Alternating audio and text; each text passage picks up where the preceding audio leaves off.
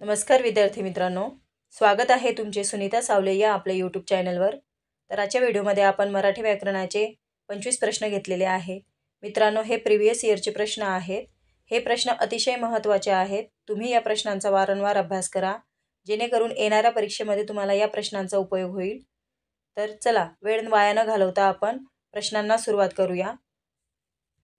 प्रश्न क्रमांक 1, पिशवीत काय आहे हे कुणालाच माहीत नाही। अधोरेखित सर्वनामाचा प्रकार ओळखा। तर या प्रश्नामध्ये मित्रांनो आपल्याला सर्वनामाचा प्रकार कोणता आहे ते ओळखायचं आहे। तर या प्रश्नाचं योग्य उत्तर देण्याचा प्रयत्न करा। मित्रांनो, हा प्रश्न TET 2019 मध्ये विचारण्यात आलेला आहे। खाली ऑप्शन दिले, ते ऑप्शन तुम्ही बघून घ्या आणि उत्तर देण्याचा प्रयत्न करा। या प्रश्नाचं योग्य उत्तर आहे पर्याय क्रमांक 1, अनिश्चित सर्वनाम। प्रश्न क्रमांक 2, गीताई या ग्रंथाचे लेखक कोण? तर आपल्याला गीताई या ग्रंथाचे लेखक विचारले मित्रांनो। खाली प्रश्नांचे ऑप्शन दिलेले आहेत, ते ऑप्शन तुम्ही वाचून घ्या। हा प्रश्न सुद्धा TET 2019 ला विचारण्यात आलेला आहे। तर या प्रश्नाचं योग्य उत्तर आहे पर्याय क्रमांक 2, गीताई या ग्रंथाचे लेखक विनोबा भावे हे आहेत। तसेच संत ज्ञानेश्वरांनी ज्ञानेश्वरी, अमृतानुभव, चांगदेव पासष्टी, अभंगगाथा हे ग्रंथ लिहिलेले आहेत। आणि पुढचे आहेत लोकमान्य टिळक। लोकमान्य टिळकांनी कर्मयोगशास्त्र, ओरायन हे ग्रंथ लिहिलेले आहेत।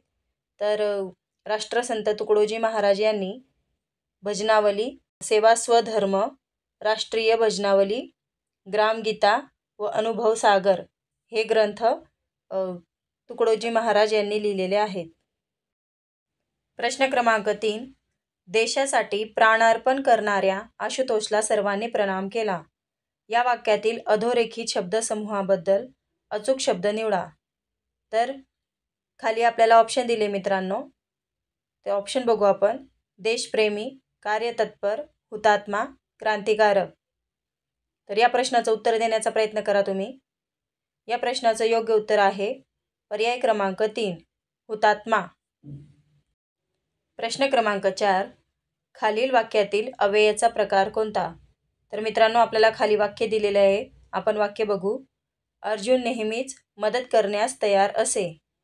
तर हा प्रश्न सुद्धा TET 2018 मध्ये विचारण्यात आलेला आहे। तर या वाक्यात आपल्याला हा अव्ययाचा कोणता प्रकार आहे ते आपल्याला ओळखायचं आहे मित्रांनो। खाली ऑप्शन दिलेले, तुम्ही ऑप्शन वाचा। या प्रश्नाचं योग्य उत्तर आहे पर्याय क्रमांक 4, क्रियाविशेषण अव्यय। प्रश्न क्रमांक 5, पुढीलपैकी एकवचन अनेक वचन यांची अयोग्य जोडी निवडा। तर पुढे ऑप्शन दिलेले आहेत आपल्याला खाली, त्या ऑप्शनमधून आपल्याला अयोग्य जोडी कोणती आहे ते निवडायचं आहे मित्रांनो। तर तुम्ही उत्तर देण्याचा प्रयत्न करा। आपण ऑप्शन बघू। पर्याय क्रमांक 1, धार धार, पर्याय 2, सतार सतारी, पर्याय 3, गार गारा, पर्याय 4, वार वारा। तर यामधून या प्रश्नाचं योग्य उत्तर आहे पर्याय क्रमांक 1, धार धार ही अयोग्य जोडी आहे। प्रश्न क्रमांक 6, सरकारी आदेशाची रिकामी जागा तिला चांगलेच महागात पडले। तर खाली पर्याय दिलेले मित्रांनो, पर्याय तुम्ही वाचून घ्या। या प्रश्नाचं योग्य उत्तर आहे पर्याय क्रमांक 3, पायमल्ली करणे। प्रश्न क्रमांक 7, रामाने पुस्तकावर नाव घातले। या वाक्यातील आधारपूरक कोणते? तर खाली आपल्याला ऑप्शन दिलेले मित्रांनो, ते ऑप्शन तुम्ही बघून घ्या आणि या वाक्यातील आपल्याला आधारपूरक कोणते आहे ते सांगायचं आहे। तर या प्रश्नाचं योग्य उत्तर आहे पर्याय क्रमांक 2, पुस्तकावर। प्रश्न क्रमांक 8, मधुला आंबा आवडतो। या वाक्यातील आंबा हा शब्द व्याकरणिक दृष्ट्या काय दर्शवतो? तर खाली ऑप्शन दिलेले मित्रांनो, ते ऑप्शन तुम्ही वाचून घ्या आणि या प्रश्नाचं योग्य उत्तर देण्याचा प्रयत्न करा। या प्रश्नाचं योग्य उत्तर आहे पर्याय क्रमांक 3, करता। प्रश्न क्रमांक 9, तीड तीड, हाल हाल, हळूहळू शब्दप्रकार ओळखा। तर या प्रश्नामध्ये मित्रांनो आपल्याला शब्दांचे कोणते प्रकार आहे ते ओळखायचे आहे। तर या प्रश्नाचं योग्य उत्तर देण्याचा प्रयत्न करा तुम्ही। खाली ऑप्शन दिलेले आहेत। तर या प्रश्नाचे योग्य उत्तर आहे पर्याय क्रमांक 3, पूर्णाभ्यस्त। प्रश्न क्रमांक 10, बापरे, रिकामी जागा, केवढा मोठा हा साप। रिकाम्या जागेसाठी योग्य विरामचिन्ह निवडा. तर मित्रांनो, हा प्रश्नसुद्धा D.ED CET 2010 मध्ये विचारलेला गेला आहे. तर तुम्ही या प्रश्नाचं योग्य उत्तर देण्याचा प्रयत्न करा. खाली ऑप्शन दिलेले आहेत ते तुम्ही वाचून घ्या. या प्रश्नाचं योग्य उत्तर आहे पर्याय क्रमांक 2, उद्गारवाचक चिन्ह. प्रश्न क्रमांक 11. अफवांवर आधारित बातम्या वार्ताहरांनी देऊ नयेत या वाक्यात लेखन नियमानुसार किती चुका आहेत? तर हा प्रश्नसुद्धा TET 2013 मध्ये विचारला गेलेला आहे मित्रांनो. तर या प्रश्नामध्ये आपल्याला किती चुका आहेत ते ओळखायचं आहे. खाली ऑप्शन दिले ते तुम्ही बघून घ्या आणि या प्रश्नाचं योग्य उत्तर देण्याचा प्रयत्न करा. या प्रश्नाचं योग्य उत्तर आहे पर्याय क्रमांक 1, 3. प्रश्न क्रमांक 12. क्रांती या शब्दाचा अचूक शब्दसमूह कोणता? तर मित्रांनो, आपल्याला खाली ऑप्शन दिलेले आहेत ते ऑप्शन आपण वाचू. पर्याय क्रमांक अ, कोणत्याही क्षेत्रात हळूहळू होणारा इष्ट बदल. पर्याय क्रमांक ब, कोणत्याही क्षेत्रात चळवळीने होणारा इष्ट बदल. पर्याय क्रमांक क, कोणत्याही क्षेत्रात एकदम होणारा इष्ट बदल. पर्याय क्रमांक ड, कोणत्याही क्षेत्रात औद्योगिकीकरणाने होणारे शब्द बदल. खाली ऑप्शन दिलेले आहेत त्यामधून आपल्याला कोणता पर्याय बरोबर आहे ते ओळखायचे मित्रांनो. तर या प्रश्नाचं योग्य उत्तर आहे पर्याय क्रमांक 4, फक्त क बरोबर. म्हणजेच कोणत्याही क्षेत्रात एकदम होणारा इष्ट बदल. क्रांती म्हणजेच अचानक घडून आलेला बदल. प्रश्न क्रमांक 13.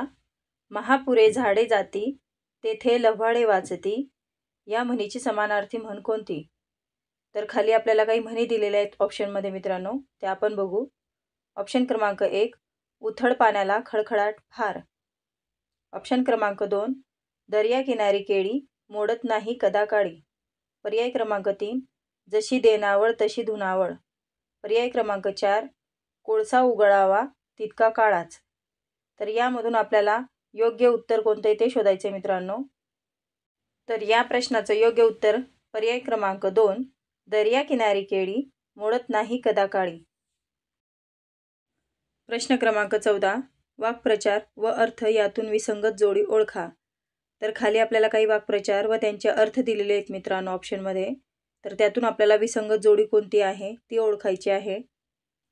तर पर्याय क्रमांक 1, कंठात प्राण येणे म्हणजेच भयाने घाबरगुंडी उडणे. पर्याय क्रमांक 3, काळजाला घरे पडणे म्हणजेच दुःख होणे. पर्याय क्रमांक 4, शंख करणे म्हणजेच ओरडणे. पर्याय क्रमांक 2, कणिक तिंबणे म्हणजेच डोकं दुखू लागणे. तर ही जी जोडी आहे ती विसंगत जोडी आहे. कणिक तिंबणे याचाच अर्थ होतो मार देणे. म्हणून या प्रश्नाचं योग्य उत्तर आहे पर्याय क्रमांक 2, कणिक तिंबणे डोके दुखू लागणे ही विसंगत जोडी आहे. प्रश्न क्रमांक 15.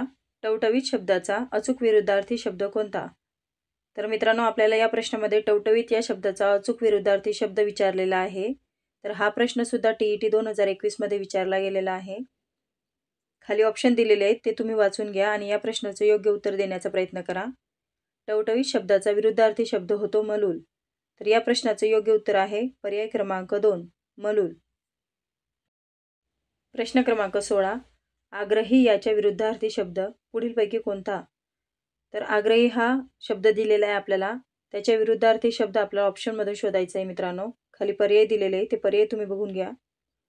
या प्रश्नाचे योग्य उत्तर आहे पर्याय क्रमांक 4, अनाग्रही. प्रश्न क्रमांक 17. मंडूक या शब्दाचा समानार्थी शब्द कोणता? तर मित्रांनो, आपल्याला मंडूक हा शब्द दिलेला आहे, त्याचा समानार्थी शब्द कोणता आहे पर्यायामधून ते आपल्याला शोधायचं आहे. तर खाली पर्याय दिलेले आहेत ते तुम्ही वाचून घ्या आणि योग्य उत्तर देण्याचा प्रयत्न करा. या प्रश्नाचं योग्य उत्तर आहे पर्याय क्रमांक 2, बेडूक. तर बेडूक या शब्दाचे समानार्थी शब्द होतात मंडूक आणि दरदूर. प्रश्न क्रमांक 18. योग्य जोडी निवडा.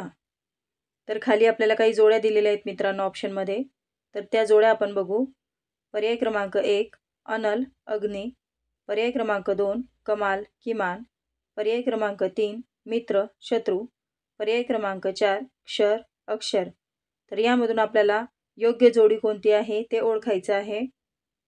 तर या प्रश्नाचं योग्य उत्तर आहे पर्याय क्रमांक 1 अनल अग्नी. प्रश्न क्रमांक 19 धाकट्या भावाला राज्यस्तरीय निबंध स्पर्धेचे पहिले पारितोषिक मिळाले, त्याला लिहिलेले पत्र कोणत्या प्रकारचे असेल?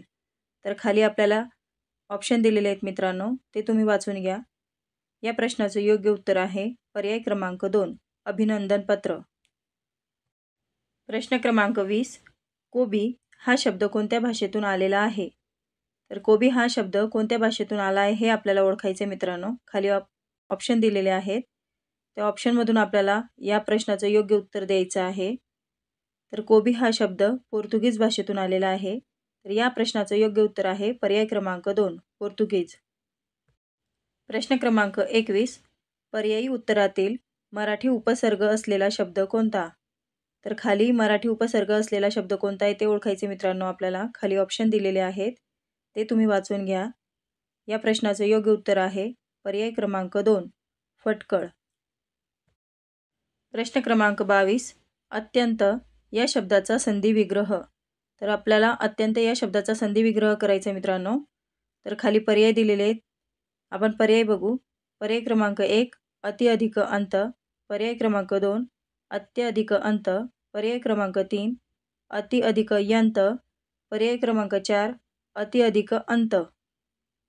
तर या प्रश्नाचं योग्य उत्तर आहे पर्याय क्रमांक 4 अति अधिक अंत. प्रश्न क्रमांक 23 खालील पर्यायी उत्तरातील गटाबाहेर असलेले पर्यायी उत्तर कोणते? तर खाली आपल्याला काही पर्याय दिलेले, त्यातील कोणता पर्याय गटाबाहेरचा आहे ते आपल्याला ओळखायचे मित्रांनो. तर आपण ऑप्शन बघू. पर्याय क्रमांक 1 धसाडा, पर्याय क्रमांक 2 सुळा, पर्याय क्रमांक 3 शल्य, पर्याय क्रमांक 4 धांगड. तर यापैकी आपलं योग्य उत्तर आहे पर्याय क्रमांक 4 धांगड. प्रश्न क्रमांक 24 तेच पर्वत किती सुंदर दिसू लागतात, हे वाक्य कोणत्या प्रकारचे आहे?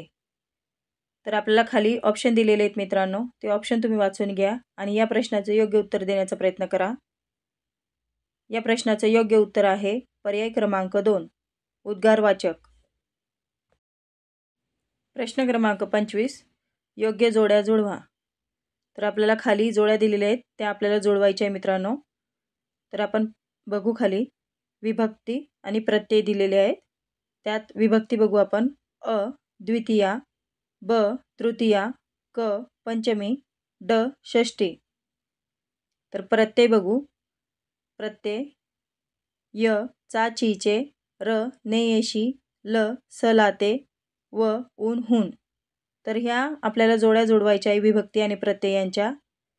खाली ऑप्शन दिलेले आहे, ते ऑप्शन तुम्ही बघून योग्य प्रश्नाचं उत्तर देण्याचा प्रयत्न करा मित्रांनो. तर विभक्ती बघू आपण. द्वितीया, द्वितीयाचे येते सलाते. तृतीया, तृतीयाचे येते नेयशी. पंचमी ऊन हून. षष्ठी चाचीचे. तर या प्रश्नाचं योग्य उत्तर आहे पर्याय क्रमांक 3 अ ल ब र क व आणि ड च य. तर आज आपण मराठी व्याकरणाचे 25 प्रश्न पाहिले मित्रांनो.